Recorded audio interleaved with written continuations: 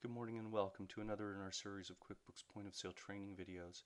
Today we're going to be talking about the effect of reversing sales and how that can create reporting discrepancies between QuickBooks point of sale and QuickBooks Financial. My name is Steve Green. I'm the president of SDG Business Solution. We provide discounted sales for QuickBooks point of sale software and hardware, as well as training and consulting services. So let's go ahead and jump on into our product and take a look at exactly what we might see. Here we have QuickBooks point of sale, and you'll notice that if I go and I run the we'll run the summary with activity for March 11th, you can see our total for the day for sales is actually $545.50 with cost of goods sold of $79.19.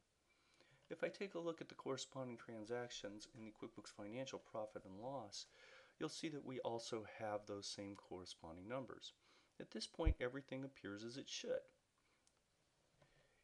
Now, the problem that we create when we do a reversing voucher is one where our reports are going to become misaligned, and let's take a look at that. So if I go to point of sale and I go to my sales history and I want to find 3/11/11,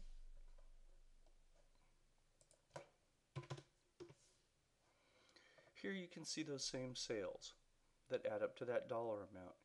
If I choose this one, for example, and I opt to open it up or reverse it from the I want to menu, either way, you can see that it immediately reverses it, and it creates what looks like a return, although it has a status of reversing that helps us identify those. So you can also see that the date is 9/6. Let's go back now and look again at our summary with activity report.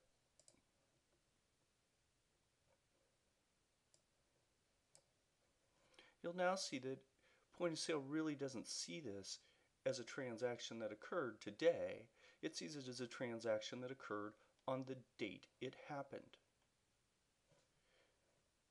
Now let's run our update to QuickBooks Financial.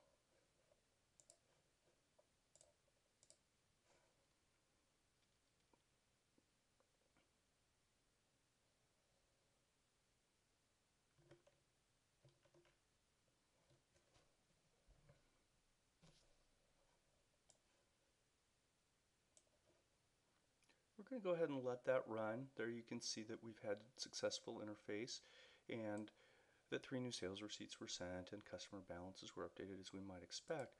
But let's take a look at QuickBooks Financial. You can see the profit and loss, and I'll even refresh it just so that you can be sure. You can see that the numbers haven't changed. In fact, they hit as of today.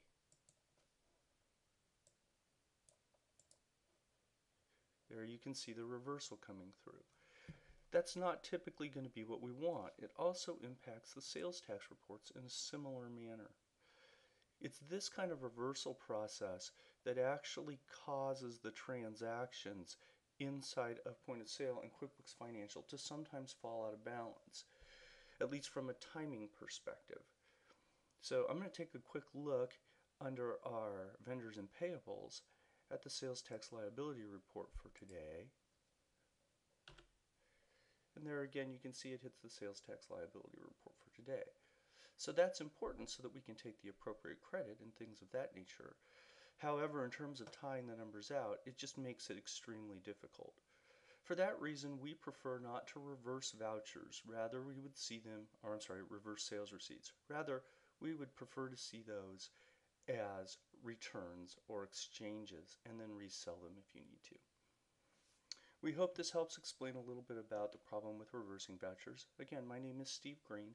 I'm the owner of SDG Business Solutions, and we hope that you will contact us at the office number listed below or by the email to answer any questions that you might have about the purchase of QuickBooks Point of Sale or Enterprise or any kind of training or consulting services that you might need.